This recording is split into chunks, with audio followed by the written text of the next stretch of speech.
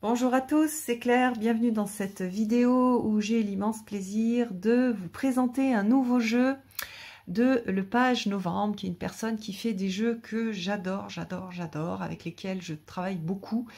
Notamment, le premier jeu que j'avais reçu de sa part, c'est le tarot de la dévotion. Qui est un tarot qui est juste, enfin qui est pas vraiment un tarot en fait, c'est pas une structure tarot, c'est un jeu avec toute une structure qu'elle a conçue elle, avec plein de choses, enfin plein de choses qui sont intéressantes, notamment des choses liées, comme son nom l'indique, à la dévotion. Donc on a tout plein de qualités et des représentations qui font très moyenâgeuses et avec donc quelque chose d'assez profond dans ce qui est proposé. Donc après, je vous avais présenté aussi les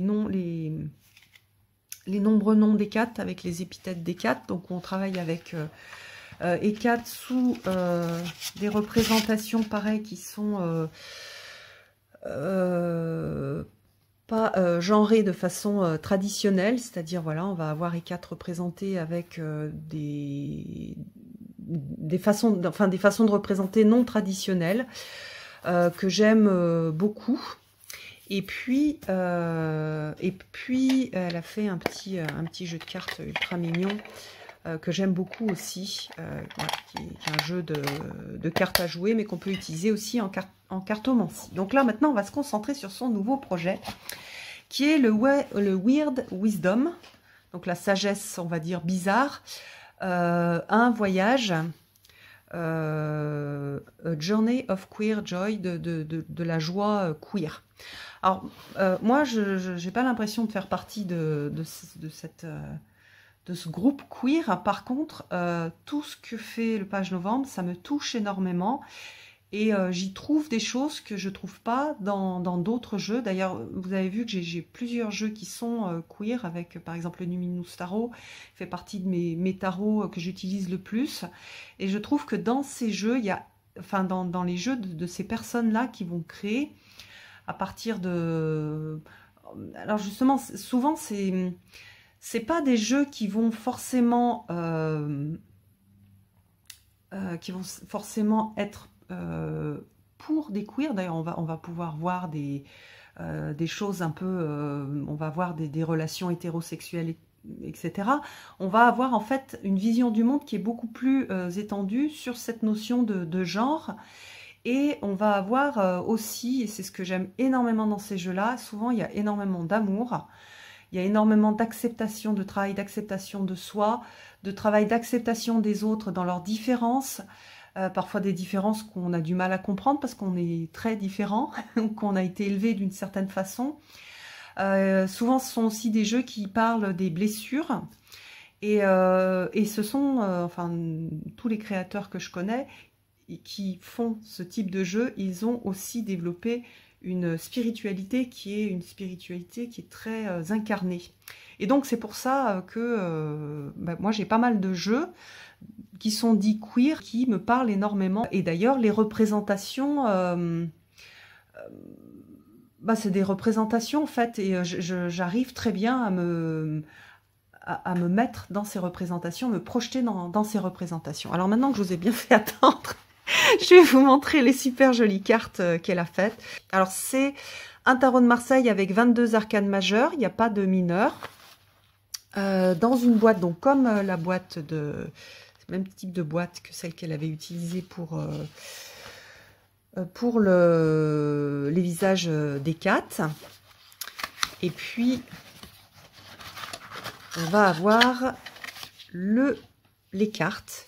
Et au choix, donc, soit le guide en français, soit le guide en anglais. Donc, c'est chouette, elle est bilingue, donc elle peut du coup toucher pas mal de gens, et je trouve que c'est très chouette. Alors, c'est une tatoueuse aussi, qui fait des choses très très jolies. Et elle explique dans son... alors, je ne peux pas tout vous montrer là, mais elle explique dans sa feuille d'accompagnement qu'elle a fait beaucoup, elle a fait ce travail avec le tarot de Marseille d'une façon très instinctive, avec des choses qu'elle a, alors certains diront canalisées, mais en tout cas des choses qu'elle a ressenties profondément. Et moi, je trouve qu'il y a un travail qui est exceptionnel sur ce tarot, et au niveau visuel, oui, au niveau des symboles, de la façon dont ça a été construit. Et puis, tout le... voilà, même les petits mots, les mots-clés, et ici, le petit texte qui est écrit donc ensuite, je les trouve super bien choisis et bien... il y a quelque chose de... Oui, il y a quelque chose de très doux dans cette représentation. Alors vous verrez, il y a une carte qui n'est pas très douce, mais voilà. Alors on va regarder le tarot. Donc c'est un tarot qui a plutôt une influence du tarot de Marseille. Alors du coup, j'ai ressorti, hop, mon tarot Jean Noblet. Comme ça, vous allez voir un petit peu la base en fait de travail, et après comment est-ce qu'elle l'a transformé. Alors, j'adore ce jeu. Il est juste magnifique. J'adore les couleurs. Je les trouve, elles me font du bien. Juste de regarder ce jeu, ça me fait du bien. Il y a un côté... je sais pas, ça me rappelle ces couleurs que j'adorais quand on mettait de la confiture de fruits dans les yaourts, et qu'on avait ces roses. J'adore ces couleurs aussi, hein. Chez moi, c'est tout violet. Il y a du violet partout. Enfin, en tout cas, il y en a beaucoup. J'adore aussi, il y a des phrases qu'elle a, donc des phrases qui lui sont venues chaque fois qu'elle a peint, enfin qu'elle a dessiné ces cartes, et j'adore parce que c'est écrit déjà un peu comme c'était écrit dans vieux français, c'est-à-dire que les mots sont un petit peu coupés, on a du mal un petit peu à les retrouver. Alors c'est en anglais pour faire quelque chose de plus international, mais il y a une petite phrase qui est très intéressante. Et donc cette petite phrase, on va la retrouver ici. Alors par exemple, là on a donc le fou, d'ailleurs c'est ce que je préfère dans son petit guide, le fou marche sur l'eau et mange le soleil. Et en fait, cette poésie, en fait pour moi c'est vraiment de la poésie, c'est des mots poétiques, c'est quelque chose qui me touche, c'est quelque chose qui est, oui, qui me touche au niveau ça me fait du bien en fait. J'ai l'impression chaque fois que je lis ces petits mots qu'il y a une petite fleur qui pousse, et j'adore. Voilà. Donc voilà. Alors par rapport à un tarot, bon, alors là c'est vrai qu'il est un peu celui que je vous montre là, le tarot de Marseille de Jean Noblet. Il a certaines particularités parce qu'ici il est déculotté, mais on retrouve les grelots, on retrouve le petit baluchon, on n'a pas le soleil. Mais voilà, on a ce fou avec ce message qui est juste ultra chouette. Voilà. Alors, ensuite, nous avons le magicien. Alors, vous voyez ici, le magicien, on a quelque chose d'assez différent. Il n'y a pas de table, ce magicien. Il a bien tous les outils. Mais il utilise en fait ses bras qui sont des sortes de bras de pieuvre pour tenir et manipuler tous ces outils. Alors la traduction du message, c'est « Le magicien fait des colliers avec des atomes déchirés en deux ». J'adore. Je sais pas comment vous dire. En plus, moi qui suis... moi, je suis chimiste de formation. Ça me parle tellement, le magicien. C'est vraiment pour moi le chimiste. C'est donc le chimiste, pas l'alchimiste. C'est celui qui commence avec la matière. Et j'adore. Vraiment, j'adore. Ah, je vous ai pas montré le dos.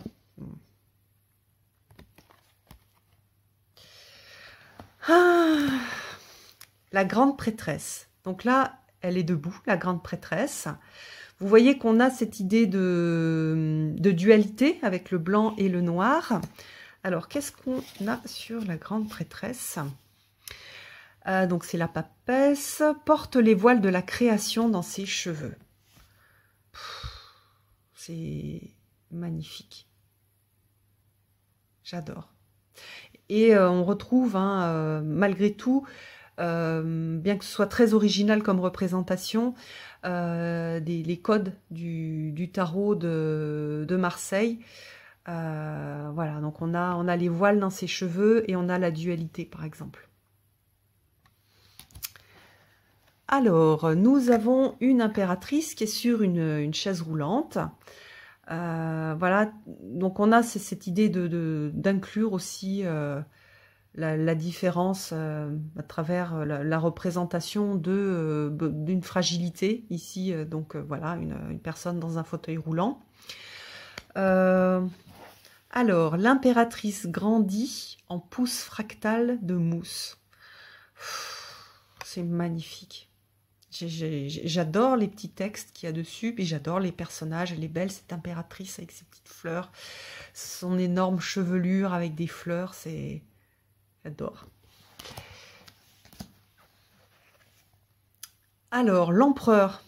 Alors, l'empereur, il est aussi très différent, puisqu'ici, on le voit avec dans une position du lotus.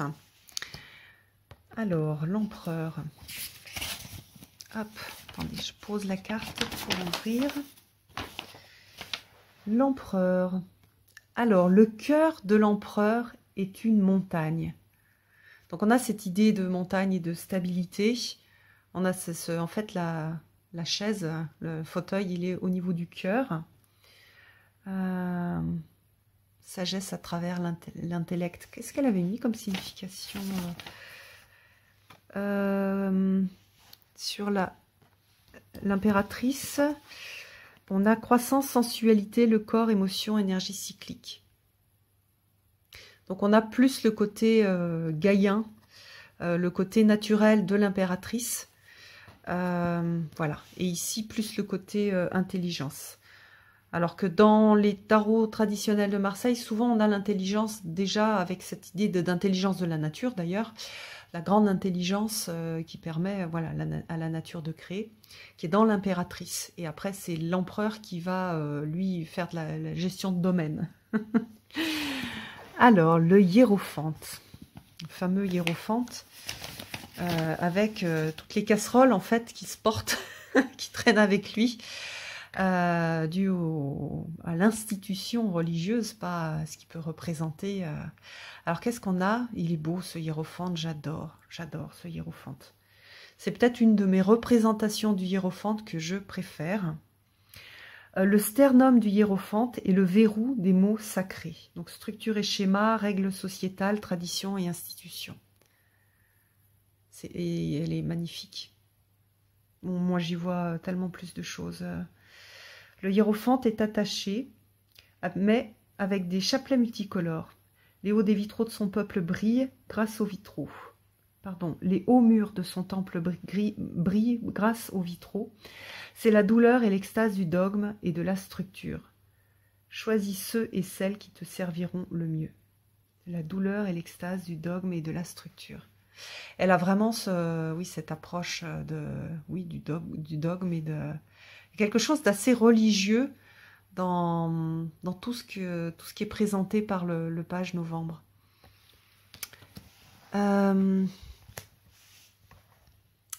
Les amoureux. Donc la même chose, on n'est pas sur du Marseille. On a plus quelque chose de rider, et encore. C'est très personnel. Et du coup, ici, qu'est-ce qu'on a? Les amoureux s'enlacent et créent un continent.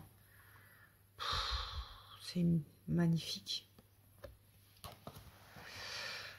Le chariot. Ah, j'adore. On a presque une licorne. Non, c'est pas mignon, ça. C'est pas juste adorable. Il fait trop du bien, ce jeu. Je suis contente de le montrer en cette saison où... c'est vrai, la saison de Noël, c'est une saison qui est magnifique, qui est très chouette. C'est une des saisons que je préfère. Enfin, pas la saison au niveau du temps, mais au niveau des fêtes. Mais par contre, ça fait remonter pas mal de choses. Et du coup, souvent, ça brasse. Et ce jeu-là, il fait vraiment du bien.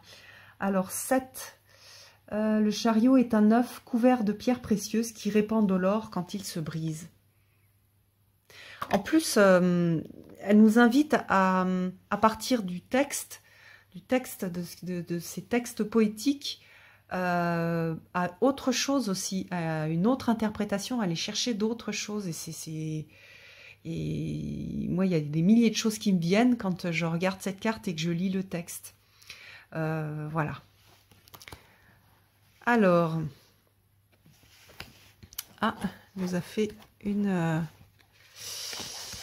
elle a pris pour référence le rider. Donc, on a la force en 8. Pareil, j'aime beaucoup cette représentation de la force. La force vit confortablement dans la cage thoracique du lion, avec ce cœur. Il y a une douceur dans ce jeu, une douceur, une joie, une lumière qui est incroyable. Alors, l'ermite, hop, donc très différent de notre ermite du tarot de Marseille. Alors, l'ermite voit des étoiles là où la neige touche sa peau. C'est un jeu qui va plaire, à mon avis, aux gens qui aiment la poésie, parce qu'il est tellement délicat et plein de poésie. Bon, la roue de fortune, alors qu'est-ce qu'elle a, la roue de fortune? Le grincement de la roue de fortune est à la fois un cri et un glissando. Oh, la justice. On a un côté guerrier sur cette justice qui est du coup intéressant. La justice découpe la chair en morceaux de soie. Et on a cette idée de vérité, comprendre ses propres motivations, être responsable de ses actes, trouver ce qui est juste et agir en fonction. Équité. J'en trouve bien l'esprit du tarot de la dévotion dans cette définition de la justice. Alors, le pendu. Alors, qu'est-ce qu'il nous raconte, notre petit pendu? Il voit le ciel comme un vaste océan.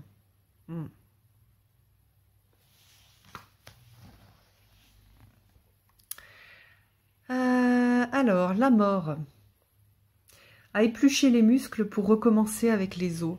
C'est juste incroyable. Incroyable. Donc, il y a vraiment cette idée de résilience dans la mort qui est incroyable. Fin d'un cycle, transformation, lâcher prise, renaissance, mort de l'ego.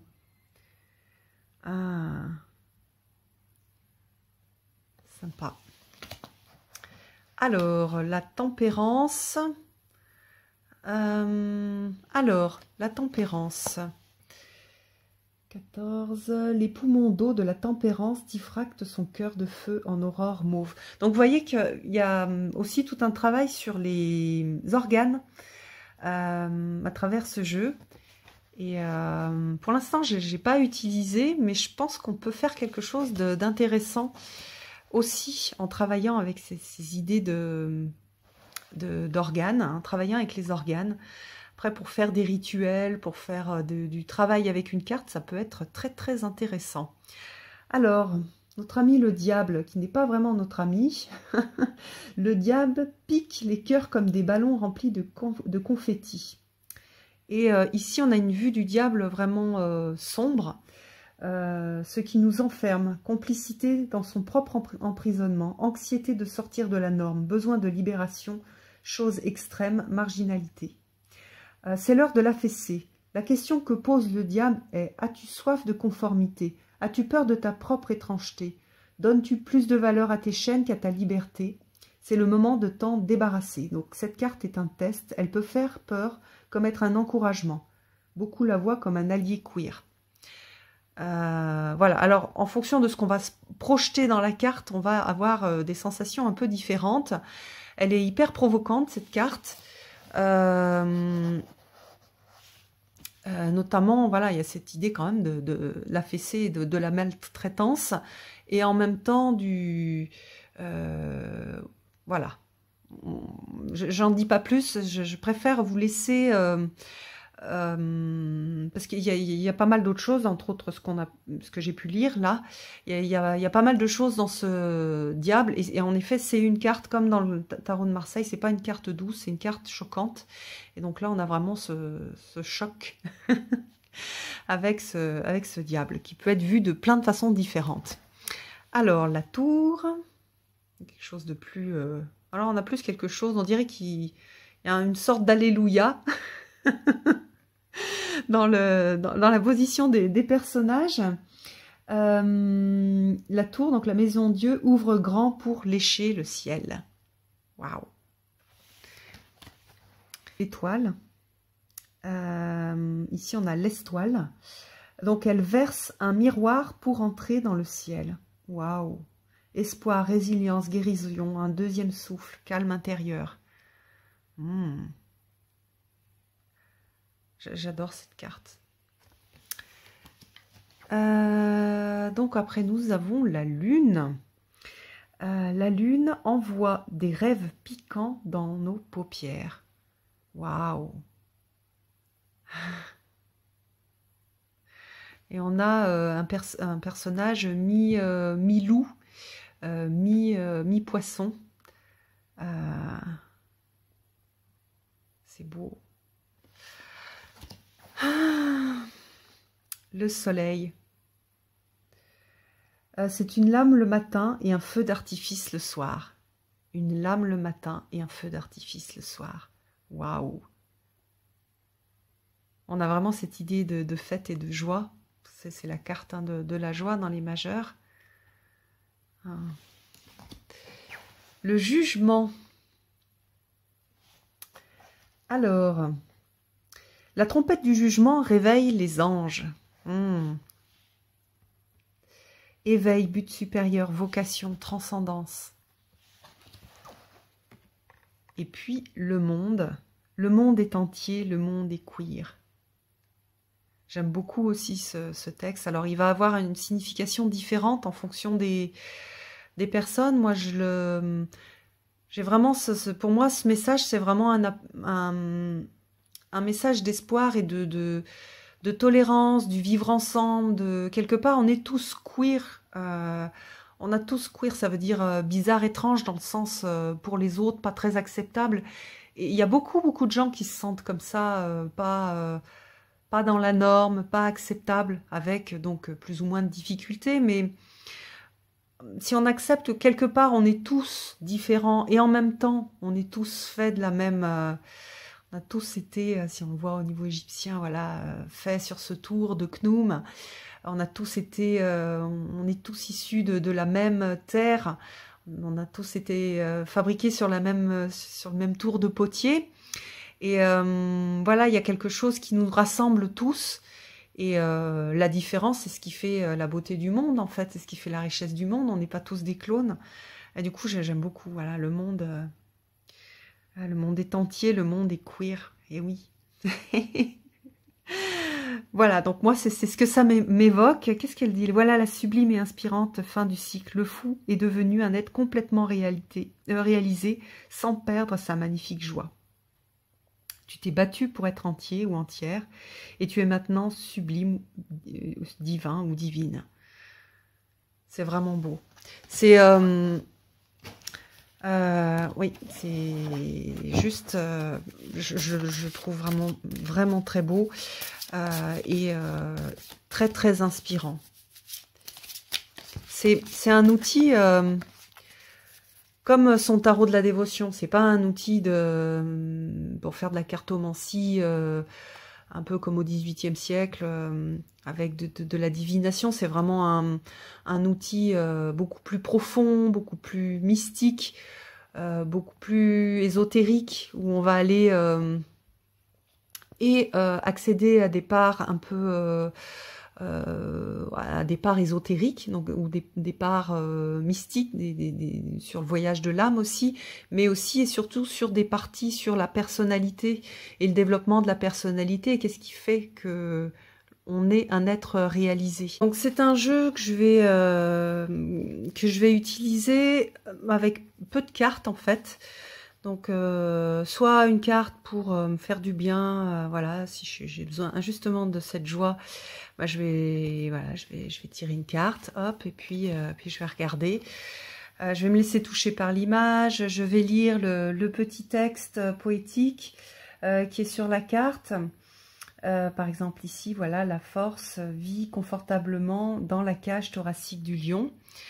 Voilà, donc après, je peux par exemple me dire, bah, quand je fais la cohérence cardiaque, bien ressentir mon cœur, ressentir la douceur du cœur, ressentir les liens que le cœur permet de faire avec les autres lors de mes méditations. Et puis aussi, c'est un jeu qui se prête bien à être au centre. Et puis par exemple, bon là je prends celui-là parce que je l'ai sous la main, mais il y a pas mal d'autres jeux qui peuvent convenir. Je vais regarder un peu les qualités que je vais utiliser pour exprimer en fait l'énergie de cette carte. Donc on a voilà la radiance, donc j'irai lire aussi dans son petit bouquin. Voilà, et puis qu'est-ce que j'ai tiré d'autre, la prudence. Voilà, et donc et après je vais écrire en fait. Je vais écrire ce que je retiens en fait du tirage, ce à quoi ça me fait penser, etc. Donc on peut, mais si vous n'avez pas le tarot de la dévotion, vous pouvez utiliser d'autres jeux, faire par exemple un tirage avec un le normand dessous pour avoir une petite phrase d'accompagnement. Après, par exemple, on peut aussi faire des tirages avec une notion de chemin. Donc voilà, le chemin. Alors je peux choisir les cartes par exemple. Je peux dire, bah voilà, je suis le fou. Aujourd'hui, je suis et j'ai envie de guérir en fait. Voilà, par exemple, j'ai chemin de guérison. Donc je vais choisir la carte qui représente la guérison. Alors attendez, parce que si je regarde à travers le téléphone, c'est plus compliqué. Donc je vais choisir par exemple la tempérance. Enfin, on peut choisir plusieurs cartes pour la guérison. Donc, mais bon, voilà. Alors, c'était quoi le petit mot de la tempérance? Les poumons d'eau de la tempérance diffractent son cœur de feu en aurore mauve. Mais je crois qu'elle avait plutôt utilisé, au niveau des significations pour la guérison, la carte de l'étoile.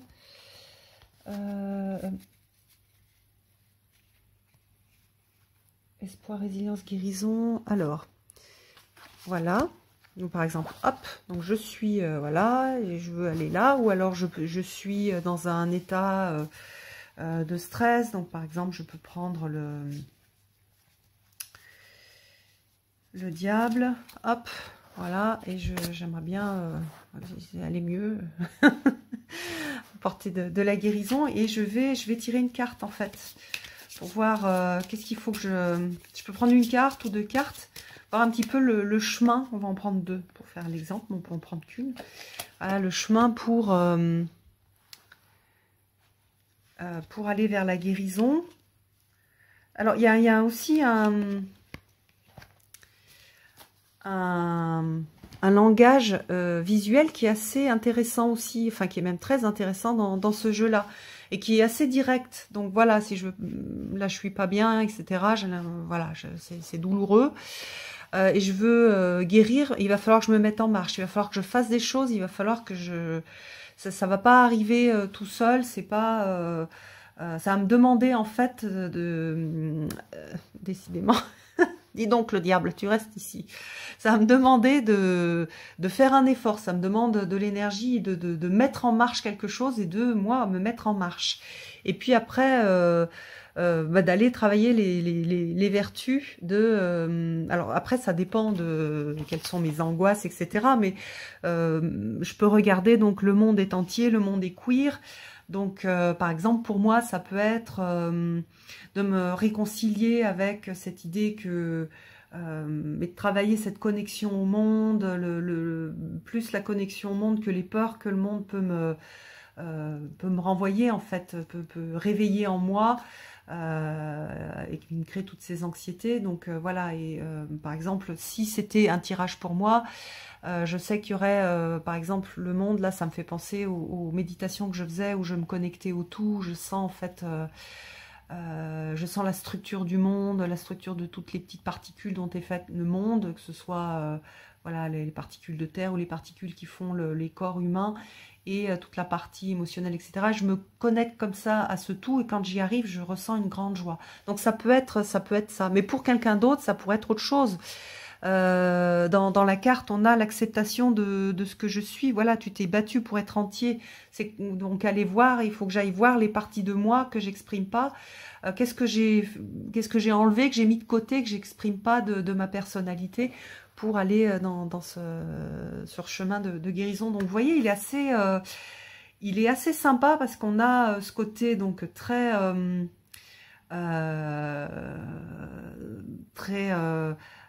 licorne, hein. C'est les images qu'on peut voir dans les petites licornes. Et oui, il y a quelque chose de très profond. Il est hyper visuel, il est réconfortant, et en même temps avec des significations qui sont fortes, et du coup vraiment je l'aime énormément. Donc voilà, je suis flattée et très heureuse de pouvoir vous le présenter. Et puis de toute façon vous verrez certainement des tirages que je vais effectuer avec sur Instagram, pour vous montrer un petit peu voilà, comme c'est beau. Et puis voilà, j'ai envie qu'il trouve aussi son chemin vers les personnes qui peut aider, qui peut accompagner. Vraiment, c'est un jeu qui a besoin de visibilité, parce que c'est un jeu un peu spécial, fait voilà, par une artiste. Il n'y a pas une grande maison d'édition qui fait de la publicité, qui met dans tous les magasins. Donc je pense que c'est vraiment un jeu qui a besoin de visibilité, pour pouvoir trouver les gens qui va venir accompagner, aider, qui il va apporter justement ce côté réconfortant, cette joie, et toutes ces couleurs, ces belles couleurs. Voilà. Je vous embrasse tous, à bientôt.